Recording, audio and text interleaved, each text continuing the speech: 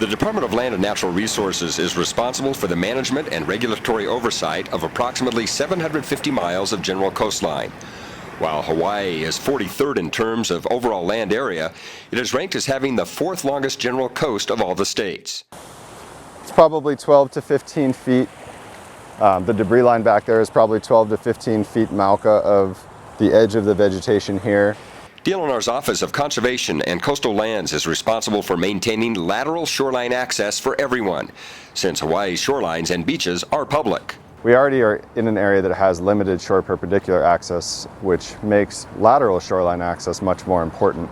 And that's, the issue that we came out here today to discuss was the issue of shoreline vegetation interfering with lateral public access to the shoreline. Andy Bolander is a shoreline specialist with the University of Hawaii Sea Grant Program, working for the Office of Conservation and Coastal Lands, or OCCL. What we're trying to do is to ensure that the public has as much access as possible to the limited beach resource that is here. And what you can see here, the property line for this property is likely along the fence here, possibly a little bit mackay of that. And all of this naupaka that's been planted in here and all these heliotropes have just, because this is in a this is a heliotrope here? Yeah, that's a heliotrope and this is naupaka. Those are kind of the two main culprits, the ones that are most commonly used. Bolander has spent countless hours walking up and down East Oahu beaches stretching from Portlock to Cromwells.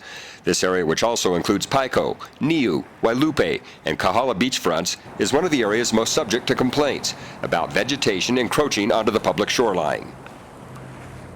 So as you can see here, we have this nice debris line. You could probably see it on the video in white.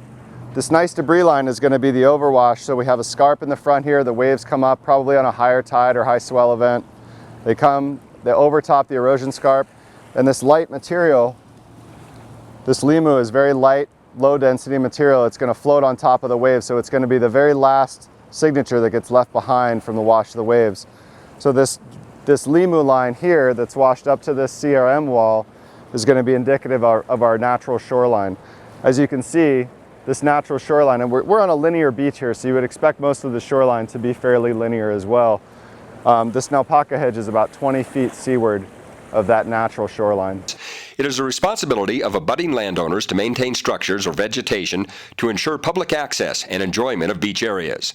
If you're lucky enough to own beachfront property in Hawaii, it is your kuleana to keep vegetation and other obstructions from flowing onto the public beach. In this case, we have a coconut tree here, a palm tree, that's hanging down over the shoreline. The administrative burden of implementing HRS 115-5 is very important to consider because it's a statewide law. So we have 750 miles of shoreline in Hawaii. So to try to go and identify all the potential vegetation issues in Hawaii and address them all the burden of that is, from an administrative perspective, is very high. However, doing a community-wide survey is a very effective tool because we have all of the landowners getting the letters, the notices requesting their compliance at around the same time. Okay, next one. After reviewing Bolander's notes and photographs with OCCL Administrator Sam Limo and his team of planners, 100 letters were recently sent to coastal property owners from Portlock to Cromwells. Letters instruct property owners to cut back vegetation. They have 21 days to respond and show compliance. That can be as simple as providing before and after photographs showing vegetation removal. Back out on the beach, Bolander shows two examples. First, an area that needs work. This is another great example of a property that actually has, it does have some vegetation issues. You can see these little naupaka islands, if you will, that are fronting the property here. We will ask them to remove those, but the remainder of the property is currently absent of vegetation. As you can see, there probably used to be a hedge here. You can see these exposed roots. For whatever reason, the landowner chose to remove that hedge.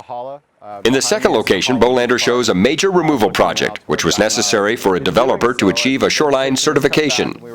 This property consists of two adjacent parcels, so it's a rather large property.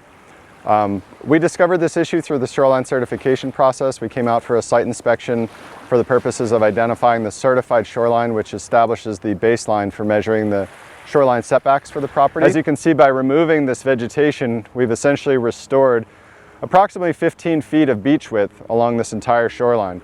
And now that area is usable and accessible to the public. We consider this to be a success. The staff of OCCL is committed to protecting Hawaii's beaches.